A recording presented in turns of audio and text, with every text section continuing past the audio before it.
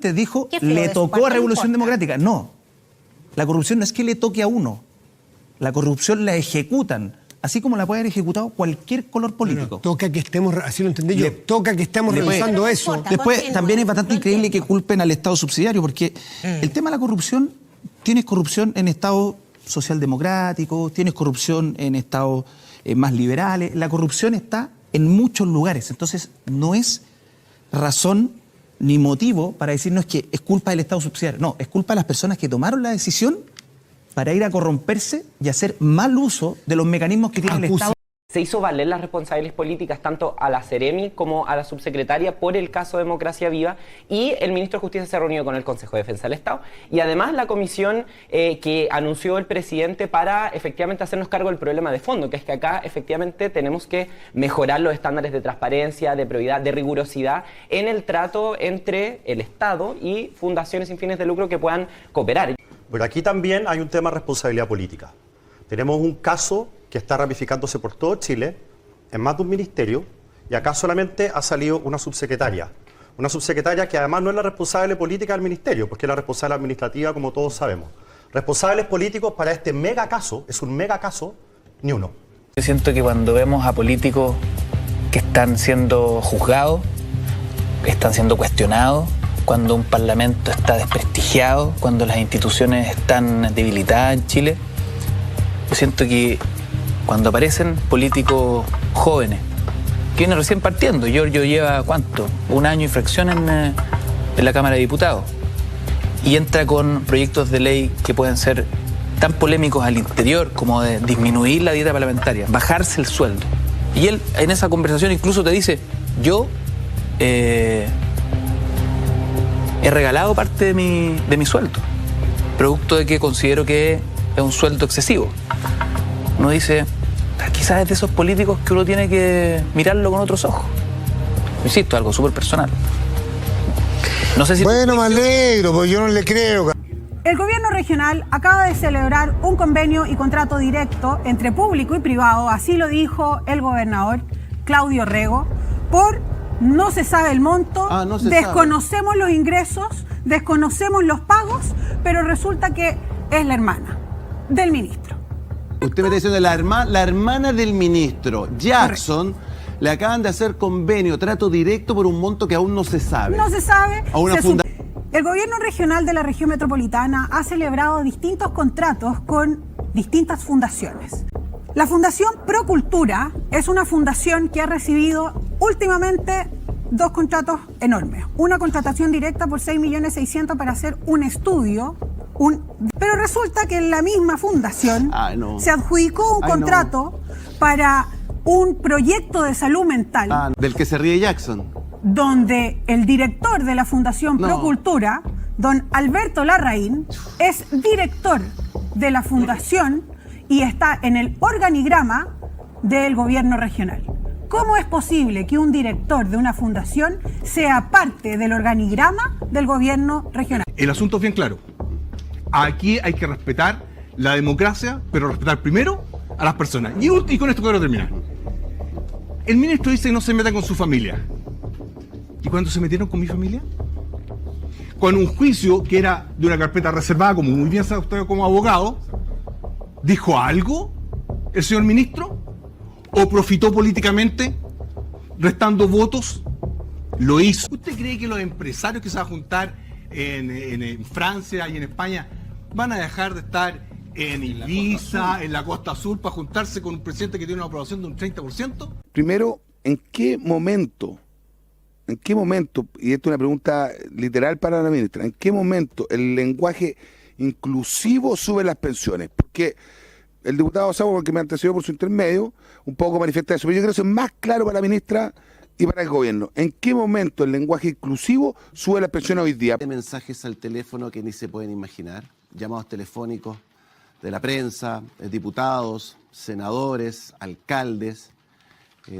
Agradezco los mensajes de apoyo, agradezco también muchos mensajes en donde me dicen, Gonzalo, cuídate por favor, ten cuidado, a veces estas llamadas no son lo que parecen ser. Y no me quiero extender mucho, solamente quiero dejar clara una cosa. Si piensan que con este tipo de cosas me van a intimidar, están muy, pero muy equivocados.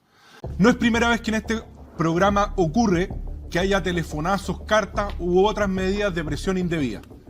Esto que ocurrió está definido por la 108 Convención y Declaración de la Corte Interamericana, de la Comisión Interamericana de Derechos Humanos, como una forma de presión indirecta hacia la prensa. Los telefonazos son eso y están definidos judicialmente en Chile a través de nuestra jurisprudencia, y hay jurisprudencia a este respecto. No puedo dejar pasar que esto pueda ser un atentado directo contra la democracia. Un ministro de Estado que está en un momento de alta complejidad no puede estar llamando a un conductor de televisión directamente, porque eso puede significar una presión indebida. Aquí estamos hablando de un ministro. La persona, al expresar su opinión en miras a obtener un contenido programático de un medio, no puede sino estar consciente que su crítica tiene el potencial de ser recibida como el parecer del gobierno, y en dicho entendido acarrea la posibilidad o el riesgo de incidir en la conducta posterior del interlocutor, en este caso de Gonzalo Feito, por lo que en consecuencia su conducta resulta ser relevante en torno a la infracción del derecho a informar y a ser informado. Este recurso de protección se falló en favor de la red como una amenaza arbitraria e ilegal a la garantía de la libertad de emitir opinión y de informar. Por lo tanto, ministro Jackson, no se esconda, no anda haciendo llamadito. Los ministros no se comunican de esa manera. Lo que pasa es que cuando yo salgo del gobierno yo fui súper maltratada por las autoridades actuales del gobierno, por ministras de Estado, por el propio ministro. Él inventó cosas mías.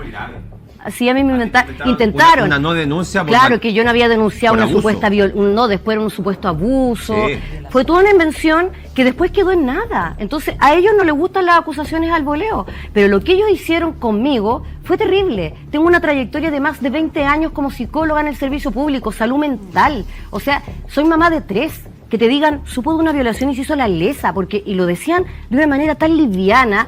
Yo le pregunto, ¿dónde está la denuncia? Porque si yo cometí ese delito, quiero que usted vaya y me denuncie. Han pasado meses. Usted ni siquiera, ministro, fue capaz de hacerme ni siquiera una investigación sumaria. Así que eso es grave. Eso sí que es grave, porque eso es una acusación al voleo. La verdad es que a mí me pasó mucho lo que te pasó a ti. O sea, yo recibía llamados todo el día. Cuídate, Pati, por favor, tenés hijos. Yo en un momento decía, ¿qué onda? ¿Qué está pasando? Porque era gente súper joven que ni siquiera vivió las persecuciones políticas del 73, por decir algo que yo pudiera decir, no, están asustados porque vivieron esto. No, pero era así como, Pati, por favor, cuídate, estáis súper cerca al Mapocho, algo en tu auto quizás no es casual. Y yo decía, broma, ¿cómo podemos llegar a estos niveles de temor? Y a mí me llamó mucha gente del Frente Amplio para decirme, estoy contigo, gente que ya no está en Revolución Democrática por las actitudes del ministro Jackson. Entonces que hoy día se quiere hacer la blanca paloma, que no sabe nada, que él no tiene idea. Si usted no sabe nada, ministro, no tiene idea, renuncie, porque si es incompetente, no tiene nada que hacer en el Ministerio de Desarrollo Social. O vaya a estudiar y aprenda. Es que parece que pero no decir sabe que no sabe, o sea, por favor. La llaman por teléfono, oiga, tiene que volverse urgente porque tiene que firmar unos tratos Sí. directos, Así, porque la licitación se cual. cayó.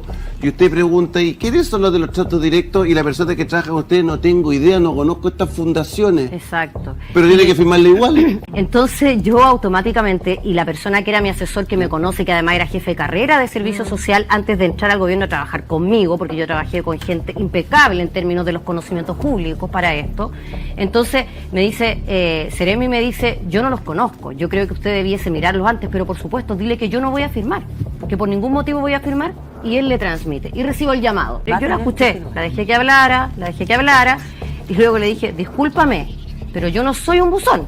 Yo no voy a firmar tratos directos que yo no sepa por qué, cuánto monto, con quiénes, por qué ellos y no otros, por qué en estas comunas, por qué durante ese tiempo hay términos de referencia, existen orientaciones técnicas. Hay un conjunto de personas que son del sector del presidente que están en fase estrictamente defensiva. que no están en fase de análisis político, que no están en fase de decir, bueno, evidentemente esto afecta, ¿no? Ya voy y digo lo que hay que decir, ya el presidente tiene que bajar. Cuando tú no te mueves ni para arriba ni para abajo, te moviste una vez porque hubo el discurso presidencial, un momento institucional donde el presidente logra algo, pero inmediatamente lo baja y se mantiene siempre en el mismo punto. Ese punto significa que ese mundo de votantes, ese mundo de apoyo, está solamente diciendo aguantemos, aguantemos, aguantemos. Da lo mismo lo que pase. Da lo mismo lo que pase. Entonces no hay proyecto.